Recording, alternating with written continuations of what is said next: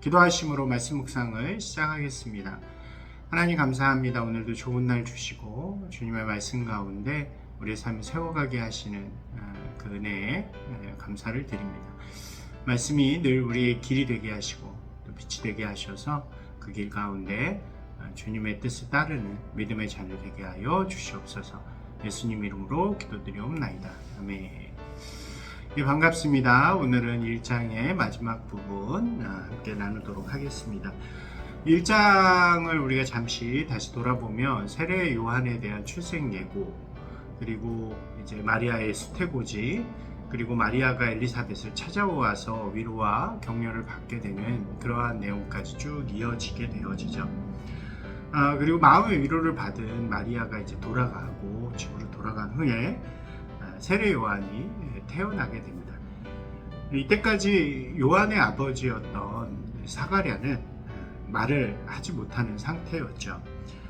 왜냐, 이제 아이가 태어났기 때문에 이름을 정해야 되는데 요한의 친족들, 사가랴의 친족들은 이 요한의 이름을 당시의 전통에 따라서 가족들, 친족들 중에 혹은 가문 가운데 있는 이름 중에 하나로 짓기를 원하게 됩니다. 그 중에서 그들이 좀 추천한 이름은 아버지의 이름 사가랴와 같은 이름이었죠. 하지만 엘리사벳은 그것을 강하게 부인하면서 거부하면서 자신의 아들의 이름은 요한이라고 짓게 될 것이라고 이야기를 하게 됩니다. 아마도 사가랴로부터 천사가 하는 이야기를 듣지 않았을까 하는 생각이 들게 되죠. 친족들은 그것이 당시 관례에 맞지 않았기 때문에 그의 아버지인 사가랴에게 다시 한번 묻게 됩니다. 그리고 사가랴는 역시 지금 아직 말을 하진 못하고 있었지만 그의 아내 엘리사벳과 동일하게 그 아이의 이름은 요한이라고 할 것이라는 이야기를 이제 글을 통해서 그들에게 분명하게 확인시켜 주게 됩니다.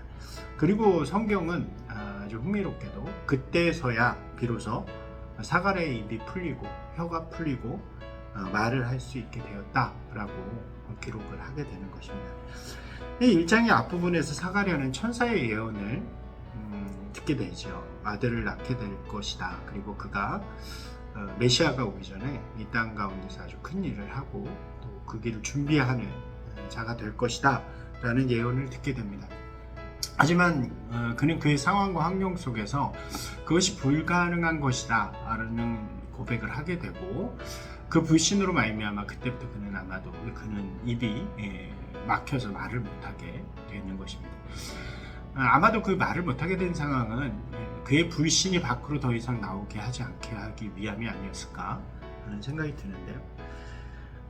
그렇게 오랜 시간 동안 그는 말을 하지 못하게 됩니다. 그리고 엘리사벳이 실제로 임신을 하게 되고 요한을 낳게 되는, 그리고 나서 그 예언이 실제가 되어지고 나서야 그때서야 사가랴는 그 아이의 이름을 그 당시에 천사가 알려주었던 요한이라는 이름으로 짓게 되는 거죠. 이게 아까 말씀드린 것처럼 당시의 관례나 전통과는 좀 다르지만 그것이 하나님께서 천사를 통해 그에게 주었다라는 분명한 말씀으로 고백하면서 그는 분명하게 그 아들의 이름을 말씀대로 정하게 되는 것입니다.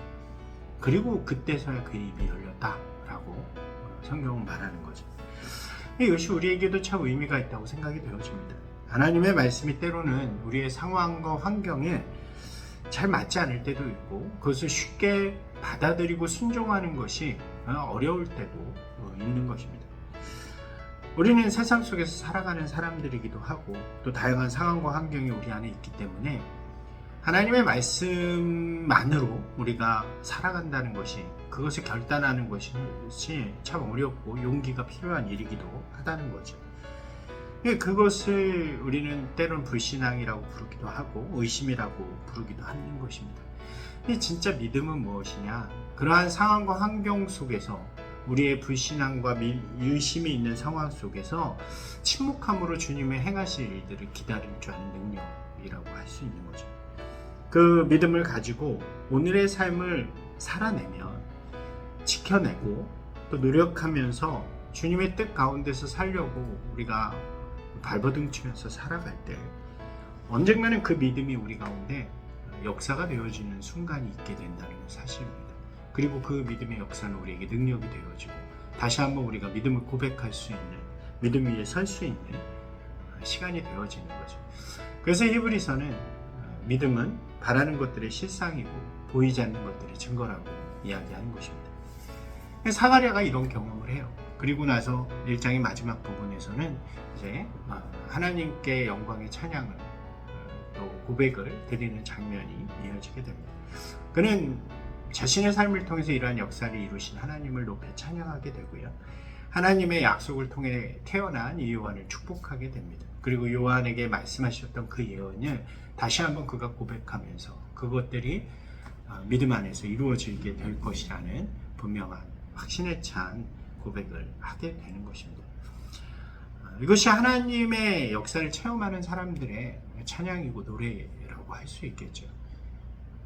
의심이 있고 불순종이 있는 그 순간에도 용기를 가지고 믿음을 지켜내고 그 믿음의 길에서 하나님의 놀라운 은혜를 체험하게 될 때 우리는 다시 한번 하나님을 높이고 우리의 삶을 주님 앞에 내어드리는 결단으로 나아갈 수 있게 되는 것입니다.